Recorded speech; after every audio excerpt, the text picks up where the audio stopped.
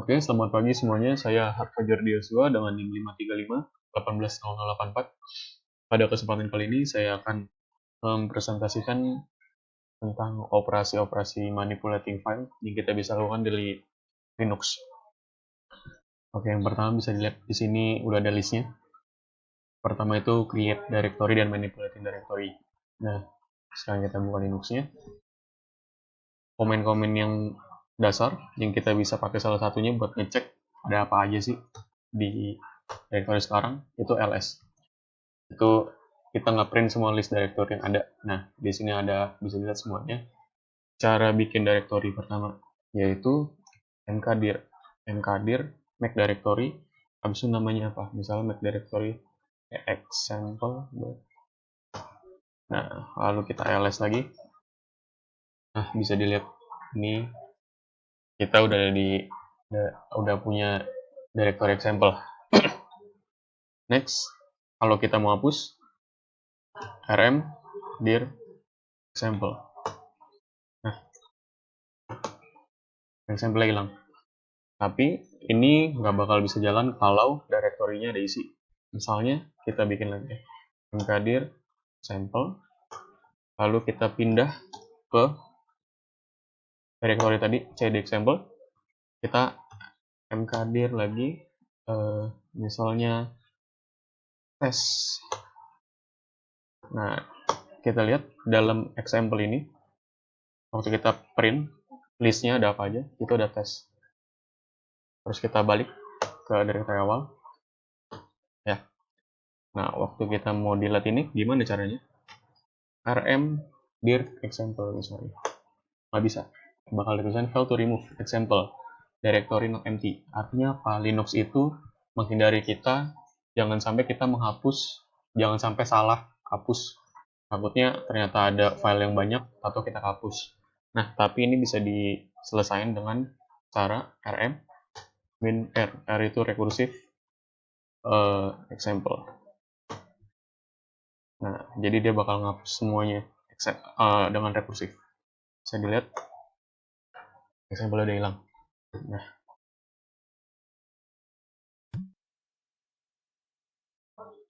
oke, next kita ke create dan file dan manipulating file.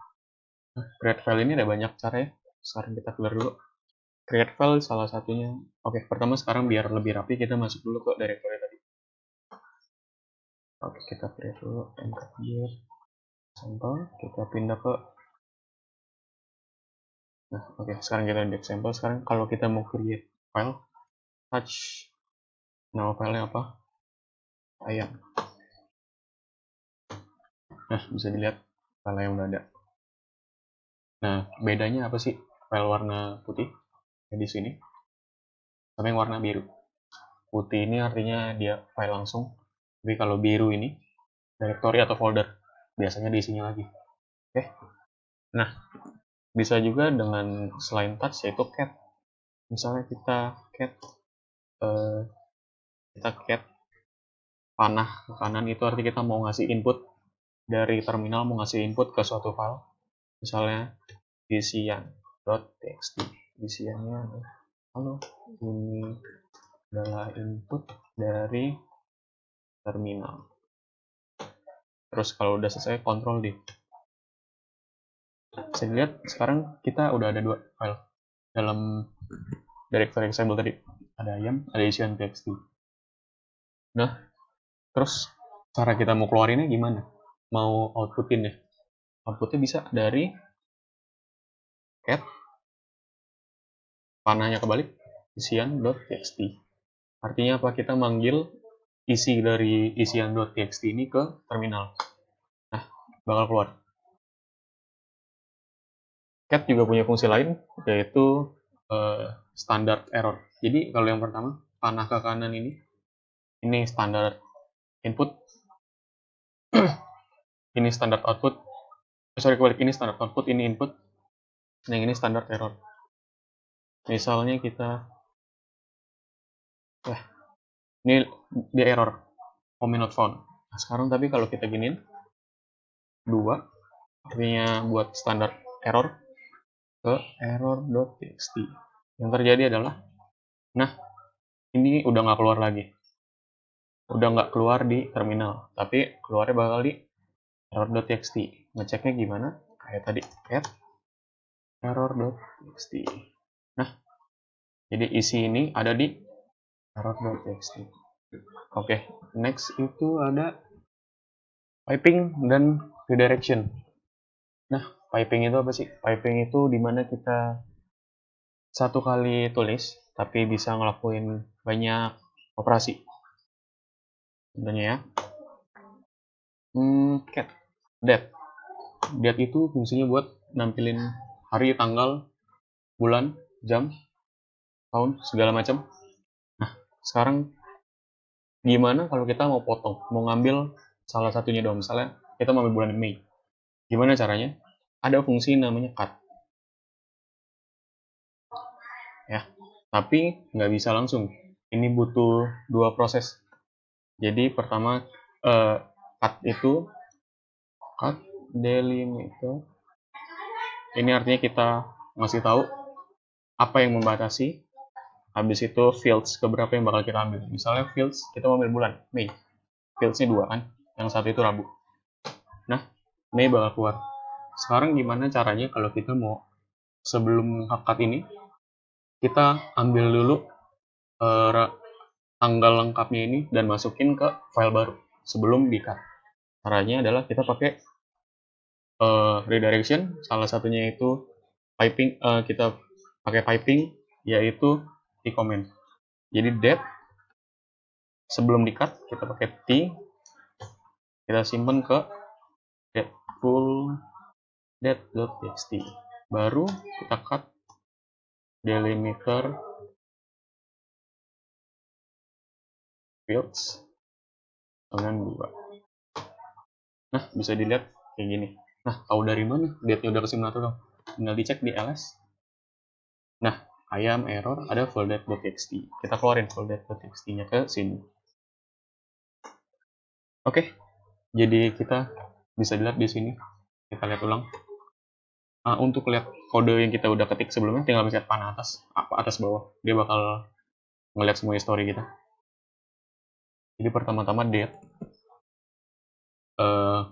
habis itu piping, lanjut ke pakai T. T itu buat kayak T junction. Jadi kalau misalnya dari sini ke sini, ada tengahnya dulu. Nah, jadi dari awal date, terus ke full date ke T, baru di cut. Oke, kayak gitu. Sip. Oke, piping itu ada satu lagi, nggak cuma T, tapi ada Xcars. Fungsinya apa sih? Dia ngebikin output suatu line jadi input yang baru. Sebelum itu tapi ada fungsi manipulasi file ya, tadi saya kelewatan, yaitu copy file. Copy file gampang banget, cp. Nah, kita lihat dulu di atas. Di list yang di atas, itu yang di home. Ini cuma ada, ini 4 ya filenya, sisanya folder. Dimana kita misalkan mau copy dari directory example, misalkan isinya ayam, kita mau copy ke sini. Gampang banget, tinggal cp ayam, terus kita pakai waving ini, tilde. Ini fungsinya artinya kita copy file ayam ke home. Nah, udah, kita balik. Bisa dilihat di sini udah ada ayam. Ya, oke. Tinggal remove ayam.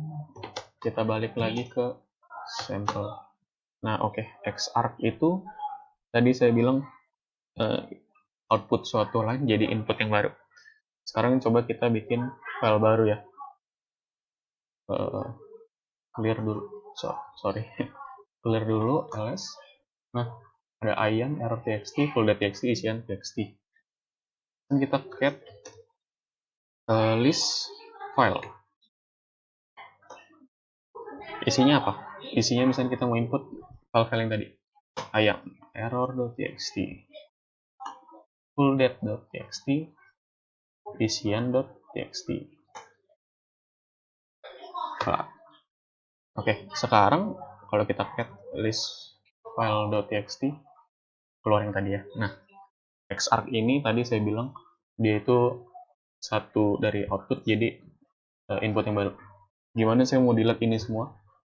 Ini bisa dilihat, ini file yang ada di sini langsung dalam satu line tanpa pakai rm-r ya. Jadi pertama kita add list file.txt, oke. Habis itu type xargs rm. Nah, bisa lihat jadi di sini itu pertama kita manggil add file.txt, ya kan? Isinya tuh bakal keluarin ini tadi. Tapi isi ini nggak bakal kita keluarin, kita pakai buat jadi masukan di rm. Sama aja, itu tuh kayak nulis rm ayam, rm error.txt, rm fullDepth.txt, rm isian.txt. Bakal jalan nggak? Coba kita lihat. Nah, bisa dilihat ls. Dari ini hilang semua, tinggal sih ini. Gitu cara pakai Xargs. Jadi balik lagi kalau yang T itu, jadi sebelum sebelum flow itu jalan, kita ngambil di tengah-tengah. Flow itu jalan, kita ngambil di tengah, nggak langsung ke ujung.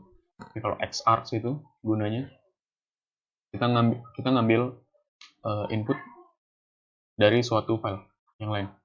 Bisa lihat sini, satu line ini input buat ini tuh output dari sini. Oke. Next kita itu punya grep sama WK. Bedanya apa sih? Oke, sekarang kita balik ke terminal. Ls tadi udah dihapus semua, sisa list file .txt, kita ke list file.txt. Buat grep bisa, oke. Karena kita butuh isinya tambahan buat awk, jadi kita tambahin dulu ya. Kita tambahinnya dengan cara cat panah dua kali. Panah dua kali ini fungsinya kita simpan yang sebelumnya, tapi kita nambahin. Kalau panahnya sekali, itu kita override, kita hapus file awal, kita ganti. Oke, karena kita mau nambahin jadi kita gini dua. Txt untar kampus untar anak IT card. Sekarang kita add lagi. Nah, udah nambah ya. Nah, sekarang kalau grab itu kita nyari value. Misalnya kita nyari huruf value A di list file.txt. Nah, bisa dilihat ya. Ini yang A itu yang merah-merah. Tapi kan kalau file banyak, sebenarnya guna nggak guna kayak gini. Kita butuh informasi lebih. Sebenarnya ada option lain. Kita bisa lihat option banyak tuh di Linux tuh udah nyediain namanya manual grep. Kita tinggal ketik command terus apa yang mau kita cari. Ini manualnya dari musik grep. Nah, yang lumayan guna itu ini salah satunya line number. Jadi kalau kita tambahin option min n, dia bakal ngasih tahu line number ya. Coba ya. Sekarang grep min n huruf A di list file.txt. Nah, dia nggak cuma nyari, tapi dia ngasih tahu tuh line numbernya di mana. Ya, jadi ini lumayan guna banget sih buat nyari file yang banyak banget. Oke, next selain grab itu ada awk. Awk itu nge-search juga, bedanya nge-searchnya itu lebih apa ya, pakai rules. Kalau grab itu kan kita langsung nyari nih, kita mau nyari huruf A, kita ketik A. Tapi kalau awk itu pakai rules, misalnya kolom keberapa atau mengandung apa. Nah, contohnya gini ya. Coba kita lihat list txt. Kita tambahin dikit ya.